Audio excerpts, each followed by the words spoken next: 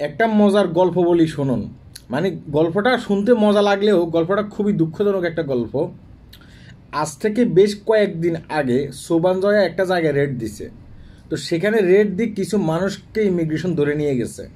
সেখানে বৈধ লোকও ছিল, অবৈধ লোকও ছিল। তো আমার পরিচিত একজন ব্যক্তি আছে, তার রুমে 4জন ব্যক্তি হিসেবে অবৈধ আর 2জন ব্যক্তি হিসেবে বৈধ। 4জন ব্যক্তি 5 ওয়াক্ত নামাজ কালাম পড়তো এবং কি রাত্রে ঘুমাইতে আল্লাহর কাছে মুনাজাত করে ঘুমাইতো, হে আল্লাহ সকালবেলা যেন সুস্থভাবে উঠে মানে ডিউটিতে যেতে পারি। কারণ যদি ইমিগ্রেশন রাতে ধরে নিয়ে যায় তাহলে তো আর কিছুই করার নেই, যেন ইমিগ্রেশন আমাদেরকে না ধরে। প্রতিনিয়ত আল্লাহর কাছে কান্নাকাটি করে। পরবর্তীতে ইমিগ্রেশন ওই রাত্রে আসছে আইসা, মানে ওই 2জন লোকের ভিসা ছিল, তার পাশাপাশি 4জন লোকের ভিসা ছিল না, এদেরকে তো নিয়ে গেছে, আশপাশে সবাইকে ধরে নিয়ে গেছে। তো যাদের ভিসা ছিল মানে তাদের কাছে পাসপোর্ট ছিল না। পরবর্তীতে ইমিগ্রেশন অফিসে নিয়েছে, সেখানে নিয়ে যাচাই বাছাই করে দেখলো যে এদের ভিসা আছে, এদেরকে ছেড়ে দিছে।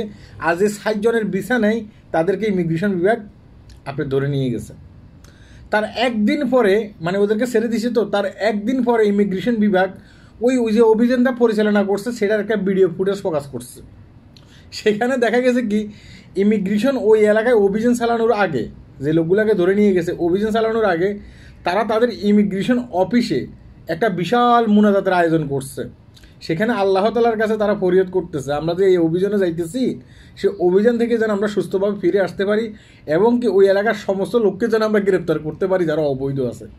দেখতেছেন, চিন্তা করছেন, যারা গ্রেপ্তার করতে আসতেছে ইমিগ্রেশন বিভাগ, তারা কি করতেছে? আল্লাহ তাআলার কাছে ফরিয়াদ করতেছে যেন আমরা সমস্ত অবৈধ লোককে গ্রেপ্তার করতে পারি। আর যারা এখানে অবৈধ আছে তারাও কিন্তু আল্লাহ তাআলার কাছে ফরিয়াদ করতেছে, হে আল্লাহ আমরা যেন সকালবেলা সুস্থভাবে উঠতে পারি, ইমিগ্রেশন যেন আমাদেরকে না দেখে, আমাদেরকে গ্রেপ্তার না করতে পারে।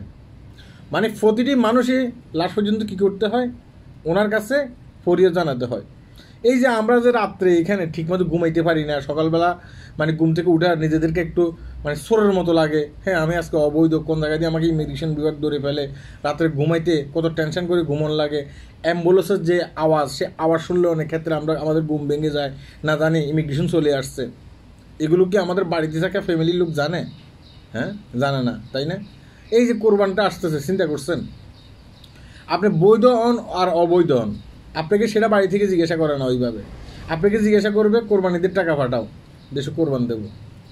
হ্যাঁ, আপনি যে এখানে কোরবান হয়ে যাচ্ছেন সেই বিষয়টা নিয়ে কিন্তু অনেক ফ্যামিলি জানে না এবং কি জানতে চায়ও না বাড়িতে থাকা। হ্যাঁ, আপনি হয়তো বলতে পারেন যে ভাই আমার ফ্যামিলি এমন না, ঠিক আছে আপনার ফ্যামিলি এমন না হতে পারে, কিন্তু অনেকের ফ্যামিলি এমন। হ্যাঁ, যে টাকার মেশিনটাকে বিদেশের মাটিতে আমরা পাঠাইছি, সে টাকা ইনকাম করে আমাদেরকে দেবে আর আমরা চলবো, তাদের চিন্তাভাবনা থাকে এমন। কিছু কিছু ফ্যামিলির লোক বিদেশে থাকা লোকটার কথা ভাবে, আমি যে একজন লোক বিদেশের মাটিতে পাঠাই দিয়েছি কেমন আছে, সুস্থ আছে না অসুস্থ আছে। আর আপনার মা, হ্যাঁ, ওই মহিলা সবসময় ভাবতেই থাকবে, আপনার বাবা সবসময় ভাবতেই থাকবে।